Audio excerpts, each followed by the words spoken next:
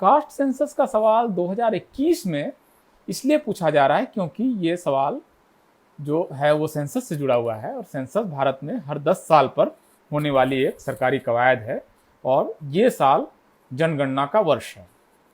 तो 2021, इससे पहले 2011, इससे पहले 2001, इससे पहले 1991, उससे पहले 1981, इस तरह से ये जनगणना की हिस्ट्री है और ये जनगणना का वर्ष है। इसलिए जनगणना से जुड़ा हुआ कोई भी सवाल अगर है तो इस सवाल को इसी समय पूछा जाना चाहिए। इसलिए कोई अगर कह रहा है कि जनगणना का सवाल आप इलेक्शन से पहले क्यों पूछ रहे हैं, तो ये इलेक्शन से जुड़ा हुआ कतई सवाल नहीं है।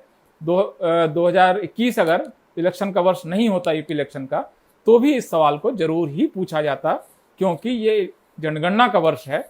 चुनाव की तारीख आगे पीछे होती है, जनगणना का वर्ष आगे पीछे नहीं होता है। जनगणना हमेशा अब तक समय पर जो है उसको कराया गया है। 1881 के बाद से जनगणना कभी भी अपने 10 साल के उस जो उसका फ्रेम है उससे बाहर कभी नहीं गई है। अगर ये कोविड का पीरियड नहीं होता तो 1 फरवरी से लेकर 28 फरवरी के बीच भारत में भी जनगणना हो चुकी होती और अभी का जो टाइम फ्रेम है इसके हिसाब से इस जनगणना को सितंबर में मोस्ट प्रोबेबली हो जाना है। तो जनगणना से जुड़ा हुआ कोई भी सवाल है, ये इलेक्शन से, पॉलिटिक्स से सबसे अलग सवाल है। इसको हर 10 साल पर होना ही है और इससे जुड़ा हुआ सवाल इस समय पूछा जाना ही है। तो ये एक फ्रेम है जिसके अंदर आप इस सवाल को देखें। जनगणना पर बातचीत शुरू करने से पहले मैं आपकी एक बेसिक हिस्ट्री, जो खास करके पॉलिटिकल साइंस या सोशियोलॉजी के स्टूडेंट हैं उनको पता होगा, बाकी लोगों के लिए मैं बेसिक इंडियन सेंसस की एक छोटी सी हिस्ट्री आपके सामने रखने की कोशिश करता हूँ 3 से 4 मिनट में।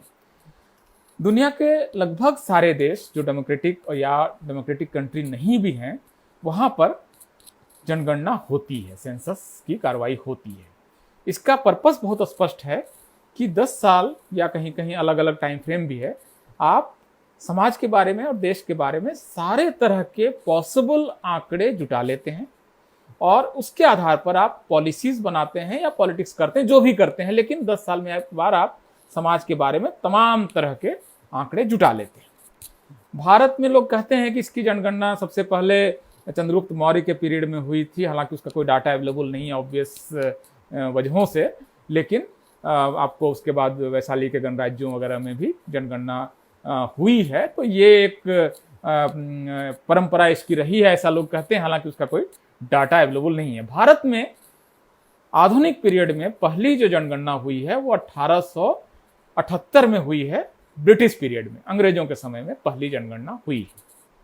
अब ये जो जनगणना थी ये करीब 3 से 4 महीने के पीरियड में अलग अलग हिस्सों में स्कैटर्ड तरीके से, एक सिंक्रोनाइज्ड तरीके से नहीं की गई कार्रवाई के रूप में पहली जनगणना भारत में हुई है 1878, इसको याद रखिए।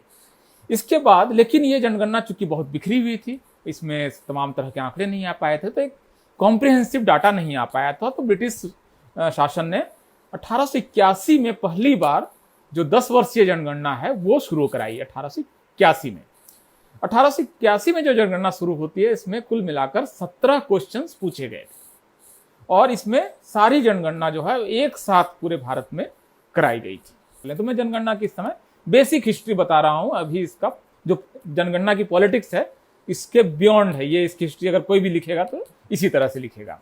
तो 1881 की जनगणना में 17 क्वेश्चन पूछे गए थे और पहली जनगणना में आपको रिलीजन का क्वेश्चन पूछा गया था, लैंग्वेज का क्वेश्चन पूछा गया था, माइग्रेशन से रिलेटेड क्वेश्चन पूछा गया था, जेंडर से रिलेटेड क्वेश्चन पूछा गया था, कास्ट से रिलेटेड क्वेश्चन पूछा गया था। सब मिलाकर 17 क्वेश्चन थे। तो भारत में पहली जो जनगणना 1881 में हुई है उसमें कास्ट का क्वेश्चन पूछा गया था। उसके बाद 1881 में क्वेश्चंस की संख्या 13 घटकर हो गई, लेकिन उसमें भी कास्ट का क्वेश्चन था। तो भारत में जो लगातार इसके बाद जनगणना होती रही उसमें जाति का प्रश्न पूछा गया, धर्म का प्रश्न पूछा गया, शिक्षा का प्रश्न पूछा गया, जेंडर का क्वेश्चन पूछा गया, घर कच्चा है कि पक्का है ये पूछा गया। तो इस तरह के सारे क्वेश्चंस पूछे गए। 1881 इसके बाद आपको 1901 तक, मतलब 1881, 1891, 1901 ये जनगणना लगातार होती। 1902 में आप देखेंगे कि शाहू जी महाराज जो कोल्हापुर नरेश उस समय थे और छत्रपति शिवाजी महाराज के वंशज वो हैं, उन्होंने अपने राज्य में पहली बार जो गैर ब्राह्मण जातियां हैं उनके लिए सरकारी नौकरियां जो हैं, राज्य की जो नौकरियां, उसमें 50% सीटें रिजर्व कर दी। अब ये जो रिजर्वेशन आया, इसके लिए जो डाटा उन्होंने कलेक्ट किया, ये सारा डाटा उनको इन्हीं सेंसस के फिगर्स से मिला कि कुल मिलाकर उनको पता चला कि मराठा इतना है, कुंभी इतने हैं, महार इतने हैं, मांग इतने हैं, माली इतने हैं। ये सारा डाटा उनके पास आया और इसके ब्राह्मण कितने हैं और कायस्थ कितने हैं, ये सारा डाटा आया। और इसके बाद उनके पास एक दूसरा डाटा था कि जो कोल्हापुर के सरकारी जो नौकर हैं, सरकारी कर्मचारी हैं, वो उनका कास्ट का फिगर आया। ये दोनों फिगर जब उन्होंने सामने सामने रखा तो उनको पता चला कि कोल्हापुर की लगभग सारी आबादी, बहुत छोटी सी आबादी, 5-7% के अलावा सारी आबादी जो जिसको आज की तारीख में शेड्यूल्ड कास्ट या ओबीसी कहते हैं या डीएनटी या शेड्यूल्ड ट्राइब करते हैं, उनकी है। जबकि सरकारी जो नौकरियां हैं उसमें 90 से 92%, 95% तक एक ब्राह्मण जातियों के और कुछ कायस्थ जातियों के लोग हैं। ये असंतुलन उनको साहू जी महाराज को नजर आया। तो इसके आधार पर उन्होंने रिपोर्ट बनाई और वो सारा कुछ इतिहास है, आपके पास अवेलेबल है, उसको लेकर काफी बुक्स हैं कि किस तरह से उन्होंने फिर पहली बार उन्होंने आरक्षण लागू किया अपने राज्य में 1902 में। तो आप समझ सकते हैं कि किस तरह से सेंसस और कास्ट का सवाल और कास्ट सेंसस का सवाल सोशल जस्टिस और रिजर्वेशन के सवालों से जुड़ा हुआ सवाल है। साहू जी महाराज जिन्होंने बाबा साहब अम्बेडकर की शिक्षा का भी बंदोबस्त किया, उनकी पहली जो पत्रिका थी मूक नायक, उसके लिए उन्होंने पहला सीड कैपिटल 2000 रुपये, जो उस समय बड़ी रकम थी, वो दिया बाबा साहब को। उन्होंने कहा कि सारे वंचितों का नेता। साहू जी महाराज की विरासत आप जानते हैं कितनी गौरवशाली विरासत है।